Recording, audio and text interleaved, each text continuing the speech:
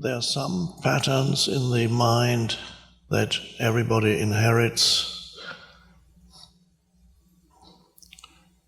that even for advanced presence practitioners like yourselves can still reassert themselves.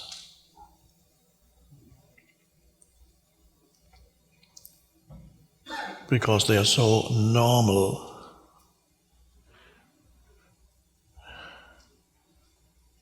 By the way, my definition of normal is insane, as you probably know.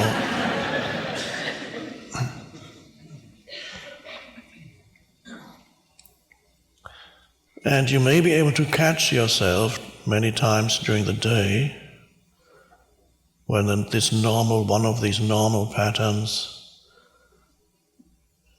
reasserts itself. And of course, one of the most prevalent patterns is reducing the present moment to a means to an end.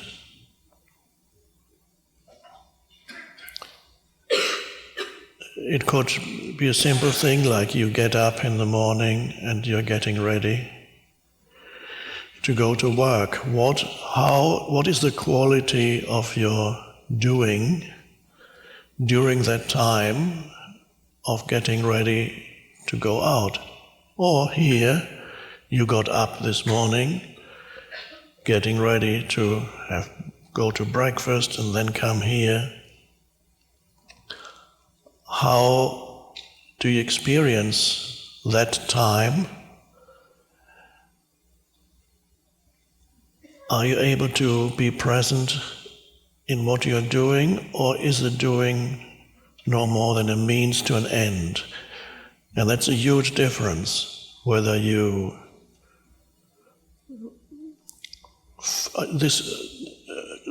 fold your pajama after and put it on your bed. Do you give it attention? Is it a pleasant thing to do? Do you acknowledge the being of this pajama and feel the texture and give it some loving attention and then you put it away? Or is it, what's the next thing and the next and the next? Because the next moment never comes. Does it? No, I don't think it does, because when the next moment comes, it's the present moment. So the next moment doesn't come, it can never arrive. There's only this moment.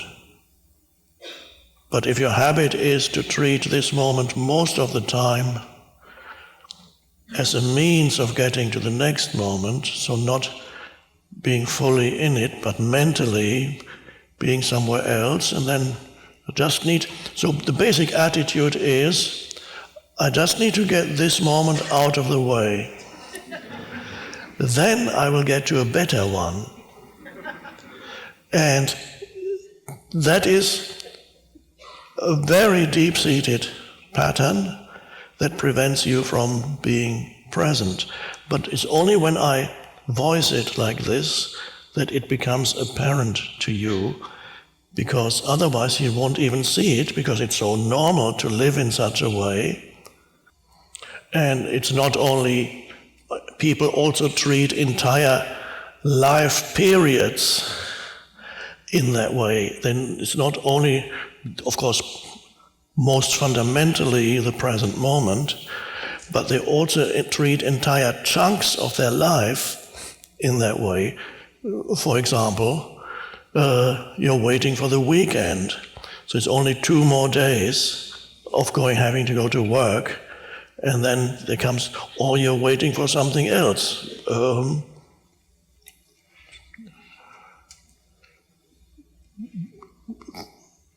Getting a better job, finding the person who is going to make me happy. it's only, in the meantime, I'm just ticking over, I'm just waiting for, what's the expression?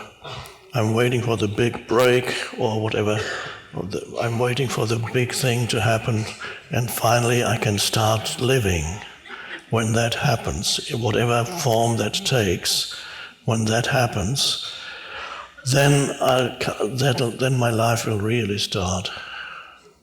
This somehow, I don't know if anybody remembers, is probably not popular anymore. There used to be a genre in theatre that was called the theatre of the absurd. Samuel Beckett and other authors. And often they showed, there was a famous play called Waiting for Godot, and there are two men waiting for this guy to arrive nobody knows who Godot is, but they spent the entire play, it's a theatre play, the entire play they're waiting. Godot, who knows, some critics say, well, Godot, Godot, they're waiting for God, but it's not said. But the entire period is spent waiting. And I don't think Godot ever arrives.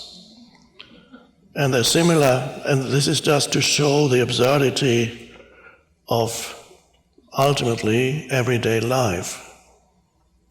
And of course, sometimes life does get better. Of course, it doesn't, if you are now living in unpleasant surroundings, perhaps it's noisy or it's too cold or too warm or cramped or whatever it is. You might have a job that's repetitive, you're waiting to get out of that. Feel lonely, one relationship has come to an end, another one hasn't started yet, I'm just waiting. And so you're hoping that things will get better, and sometimes they do get better, but the habit pattern is deeply ingrained, and even if the situation gets better, then you'll be waiting for something else. Because no situation can ever completely satisfy you. No person, no condition, no situation.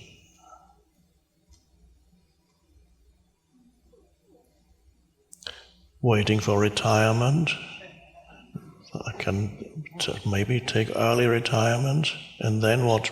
Play golf, lie on the beach.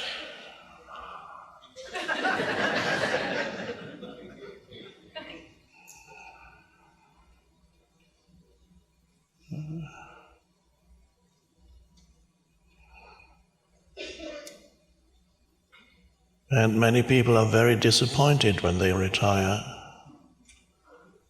and don't know what to do with themselves, and they lose their sense of identity, it was always a false sense of identity because it is derived from their function. But at least they had a false sense of identity, and now they don't have any, and they don't know the possibilities of human life.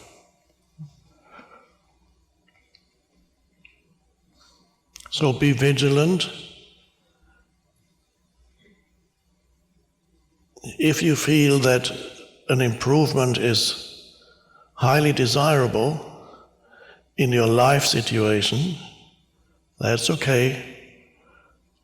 But it's much more likely to happen if you give more attention to the present moment rather than trying to get away from the present moment or denying it, always making it into a means to an end. If you give more your fullest attention to this moment, the so-called future is much more likely to improve. The so-called future, because there is no future, when it comes, it's the present moment, a little strange paradox, different.